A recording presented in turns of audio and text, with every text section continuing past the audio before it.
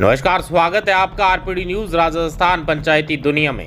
सिरोही जिले की आबू रोड पंचायत समिति के अंतर्गत ग्राम पंचायत धामसरा की वर्तमान सरपंच श्रीमती हंजा देवी व सरपंच प्रतिनिधि पूर्व सरपंच भगाराम ग्रासिया ने पद पर रहते हुए अपने बीते कार्यकाल में पंचायत के किन किन विकास कार्यों का धरातल पर विस्तार करवाया है और पंचायत में ऐसी क्या मुख्य समस्याएं थी जिनका सरपंच व सरपंच प्रतिनिधि श्री ग्रासिया ने समाधान करवाया।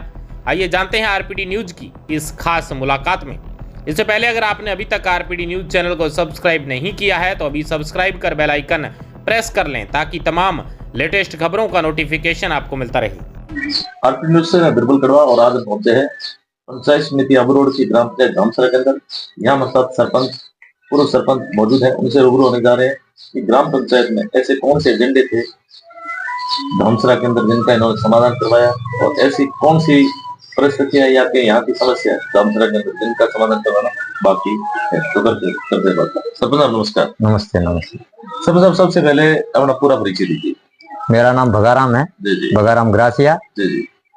वर्तमान सरपंच पति धामसरा और बगीरी का रहने वाला। सरपंच साहब, आप पूर्व में भी यहाँ एक बार सरपंच की जो जिम्मेदारी है ग्राम पंचायत चंडेला से प्रतिनिधित्व कर चुके हैं। बिल्कुल सर। और उस टाइम जब आप 2005 से 10 के अंदर राजनीतिक जब आपकी शुरुआत हुई थी जी सर, उस टाइम धामसरा की क्या स्थिति है और वर्तमान में कहाँ तक परिवर्तन हुआ? सर उस समय हमें चंडेला के अंदर था और ये धामसरा बुक्कीर जी गांव थे, मूंगथला के अंदर थे। और ये पंचायतें अलग हुई उस समय। धामसरा से बुक्कीर जी और धामसरा और चंडेला से बगीरी को तोड़ के नवीन ग्राम पंचायत बनाई गई थी 2015 के अंदर। उस समय पूर्व सरपंच मणिलाल जी थे, उन्होंने उनके हिसाब से गांवों के काम करवाए थे। लेकिन 2020 के अंदर चुनाव हुए। उस समय क्या है कि गांव की मुख्य समस्या थी शिक्षा के क्षेत्र में बताए तो स्कूलों की समस्या थी, स्टाफ की कमी थी, सीनियर सेकेंडरी ग्राम पंचायत सेक्टर पे होनी चाहिए। तो हमने प्रयास करके और माध्यमिक को उच्च माध्यमिक में कन्वर्ट करवाया और कहीं गोलिया के अंदर स्कूल थी, वहां से 5 किलोमीटर दूर पड़ रहा था तो उसको मिडिल स्कूल करवाए। बाकी कम से कम 7 से 8 प्राइमरी स्कूल अलग अलग क्षेत्रों के अंदर हैं। दूसरी सर सड़कों की बात करें तो सड़कों के अंदर गांव की जो मूलभूत सुविधाएं राज्य सरकार और केंद्र सरकार की योजनाओं का लाभ पहुंचना चाहिए, वो रोडों का अभाव था। कहीं प्रधानमंत्री सड़क हो, कहीं सीसी रोड हो। तो हमने प्रयास करके और बकीर जी धामसरा और बगीरी की कुछ सीसी रोड ये तो करवाए। लेकिन मैं जिस गांव में रह रहा हूँ बगीरी के अंदर, इसमें प्रॉपर अपने ग्रामीण ये सड़क योजना के अंदर, प्रधानमंत्री सड़क योजना के अंदर डामरीकरण सड़क की जरूरत थी। उसको हमने स्वीकृत भी करवाया।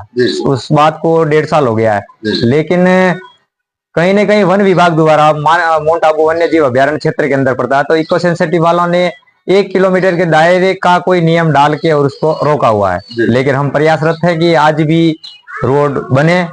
कम से कम 600-700 की आबादी रहती है। जन समस्या है एक तरह से वहाँ लोगों की बिल्कुल सर। कम से कम उस क्षेत्र के अंदर 600-700 की आबादी है और 60 से 70 लड़के लड़कियां पढ़ रहे हैं। न तो बिजली है और न लाइट है। हमारा प्रयास है कि सरकार से भी और आपके माध्यम से भी आगे तक बात पहुंचाने की प्रयास करेंगे कि काम सैंक्शन शुदा पड़ा है, उसको कलेक्टर महोदय इनकी अध्यक्ष है वन्य जीव अभ्यारण्य की, तो उनसे परमिशन मिल जाए तो लोगों को इनके और राज्य सरकार और भारत सरकार की योजना चल रही है, योजना का लाभ मिल सके। बिल्कुल। इसके अलावा सरपंच बात करते हैं यहाँ के एजेंडों की, जिस प्रकार से गांव के लोगों को रोजगार मिलता है मनरेगा योजना के अंतर्गत। जी सर। तो आपके यहाँ पे ये जो 5 वर्ष है किस प्रकार से गुजरे? हालांकि सरकार ने कार्यकाल बढ़ाया है, लोगों को रोजगार की दृष्टि से अगर बात करें तो लोगों को रोजगार किस प्रकार से मिला है और विकास कार्य किस प्रकार से? सर नरेगा की बात करें कि नरेगा के अंदर गांवों के जो आम लोग थे, औरतें थी, महिलाएं थे या आदमी थे, उनको यहाँ से कम 12 से 13 किलोमीटर और यहाँ रेवदर करे तो कम से कम 16-17 किलोमीटर दूर जाना पड़ता था काम धंधे के लिए। तो नरेगा के माध्यम से गांवों को फायदा तो मिला ही है, रोजगार भी मिला है। गांव के अंदर विकास की देखो तो इंटरलॉकिंग सड़कें बनी हैं, रपटे बनी हैं या केटल शेड व्यक्तिगत काम भी हुए हैं। खेतों का समतलीकरण है, वो समतलीकरण भी नरेगा के माध्यम से हुआ है। पीएम आवास था तो पीएम आवास के अंदर 1,20,000 रुपए तो उनको नगद दी जाती है। 18,000 महानरेगा के तहत उनका जॉब कार्ड भर के उनको भुगतान किया जाता है और 12,000 रुपये स्वच्छ शौचालय के तहत एक शौचालय बनवाने का होता है। ऐसे फायदा तो हुआ ही है सर और होगा भविष्य में भी। तो इसमें किस प्रकार की कोई आपको दिक्कत आती है ग्राम पंचायत में? जैसे महानरेगा योजना के अंतर्गत आप काम करवाते हैं, 60-40 का रिश्ता है, सामग्री का है, एक तरह से श्रम भाग है, तो जैसे पक्का काम करवाते हैं तो उसमें किस प्रकार की कोई दिक्कत आती है आपको? सर दिक्कत तो उसमें क्या है कि सर ये तो वहाँ पंचायत समिति स्तर से टेंडर होता है, जी जी टेंडर से ठेकेदार भर के आता है, जी जी और कार्य स्वीकृत होने के बाद में हम उनको पंचायत द्वारा नोटिस दे देते हैं कि इसके अंदर हमें मेटल उपलब्ध करवाना है। जी जी अब वो हमें उपलब्ध करवा देता है और काम हो जाता है।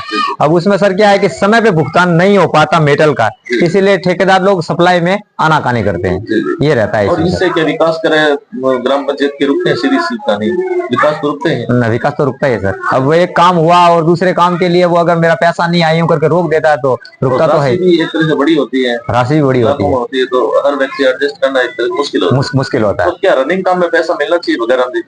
रनिंग में मिलना चाहिए, ज्यादा तो नहीं सर। अगर 40-60 का रेशियो है, रेशियो के हिसाब से अगर 60% मेटल का पैसा है तो उनको 30% तो रनिंग काम में मिलना चाहिए, तो बेहतर होगा। ग्राम पंचायतें एक तरह से बेहतरीन विकास में दिखेगी। बिल्कुल दिखेगी। इसके अलावा सरपंच साहब, अब की बार आपके जैसे युवाओं का युवा साथी काफी राजनीति में आगे रहे और कहीं न कहीं युवा है वो देश का भविष्य है, युवाओं के लिए कोई विशेष प्रयत्न अपने पंचायत के माध्यम से वो? युवाओं के लिए सर मेरा तो प्रयास है कि मैं एक तो खेल मैदान बनवाने का प्रयासरत हूँ। बिल्कुल। अभी तक खेल मैदान नहीं हुआ है, जी जी। सैंक्शन के लिए 2 साल से प्रयासरत हूँ, और अगर सैंक्शन हो जाता है तो देखो युवाओं के लिए शिक्षा के क्षेत्र में भी आगे बढ़ सकते हैं और खेलकूद प्रतियोगिता के माध्यम से भी आगे बढ़ सकते हैं। और मेरा प्रयास है कि गांव पंचायत क्षेत्र के अंदर एक लाइब्रेरी हो, तो लाइब्रेरी के माध्यम से हमारे लड़के क्या है कि पूरा टीएसपी क्षेत्र है, यहाँ से कोचिंग के लिए बाहर जाना संभव नहीं है क्योंकि इतनी हमारी आमदनी नहीं है। मैं भी पैसे से ग्रासीय परिवार और एसटी का ही आदमी हूँ, तो वहां पर हमारे संभव नहीं है, इसलिए लाइब्रेरी की सुविधा हो जाए, भले हमारे माध्यम से टीएडी की जनजाति योजना की जो योजना चल रही है किसी भी माध्यम से हो जाए तो बेहतर है। हमारा प्रयास है, हमने पंचायत से भी प्रस्ताव लेके उच्च अधिकारियों तक भेजा है, लेकिन अब सैंक्शन कब हो गया आता है। ये सर। मतलब जैसे आपने टीएडी की बात की, कहीं कि टीएसपी एरिया ये घोषित है, जी सर, वास्तव में टीएडी का जो लाभ है इस क्षेत्र को मिलता है? नहीं सर। अब सर नहीं न मिलने की यहाँ की स्थिति बगराम जी हमने देखी, आज से 20 साल पहले वो थी और आज भी वही। बिल्कुल सर, उसमें सबसे बड़ा कारण शिक्षा का है, शिक्षा। और फिर सर हमारे इस एरिया के अंदर ऐसा कोई लीडर या फिर ये समझो कि गांव के अंदर कोई शिक्षा के क्षेत्र में कोई टीचर है या कोई अच्छा सा आदमी बना हो तो वो लोगों को मोटिवेट करे तो उसके माध्यम से भी आदमी बढ़ सकता है, लेकिन ऐसा कुछ नहीं है सर हमारे यहाँ पर। तो कुल मिला के ये कह सकते हैं कि खाली हवा हवाई है टीएडी का जो हमारे क्षेत्र के लिए तो हवा ही है, अन्य क्षेत्रों के अंदर हो रहा होगा वो अलग बात है।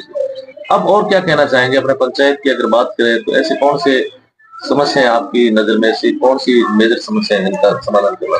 सर हमारी तो मेजर समस्या है कि गांव के अंदर जो सड़कें अभी बनी नहीं है, रुकी हुई है किसी कारणवश, ये 2-3 सड़कें हो जाए। शिक्षा के अंदर हर स्कूल के अंदर 2 से 3 टीचर है, सीनियर सेकेंडरी की बात करें कम से कम 9 का स्टाफ है, शेष यूं ही वैकेंट पड़ा है। अगर वो रिक्त पद सारे भरे जाते हैं तो शिक्षा में बच्चों को बढ़ावा मिलेगा। सरकार अन्य प्रकार की कई तरह से सूचनाएं मांगती है, हम स्कूल में चले जाते हैं, टीचर से पूछते हैं तो सूचना देने गया है, अब आधा घंटा तो उसमें ही लगा रहता है। फिर कहीं मतदाता सूची के अंदर, कई टीचरों को तो वहां मतदाता सूची के अंदर लगाया, वो लड़कों के भरोसे ही स्कूल चल रहा है। ऐसा नहीं होना चाहिए, यानी जो व्यक्ति का बोझ है वो हटना चाहिए। जो टीचर है उनको खाली एक ही रहना चाहिए काम वाले पर, बच्चों को पढ़ाना। बिल्कुल शिक्षा के अलग जगह। बिल्कुल सर। तो यह थी हमारी खास मुलाकात ग्राम पंचायत धामसरा सरपंच प्रतिनिधि कहें या पूर्व सरपंच कहें, जिनसे हमने ग्राम पंचायत के मुद्दों पे विस्तार से चर्चा की। और यहाँ जितने भी लोग हैं, जितने मेरे साथी, उनसे मैं आग्रह करना चाहूंगा कि इस ग्राम पंचायत धामसरा के अंदर किस प्रकार की समस्या है तो सरपंच साहब के ध्यान में अगर एक्शन में लाना चाहते हैं तो अपने नीचे जो कमेंट बॉक्स है उसके अंदर जो राय है वो जरूर चाहिए। धन्यवाद सरपंच साहब, समय देने के लिए। Thank you sir.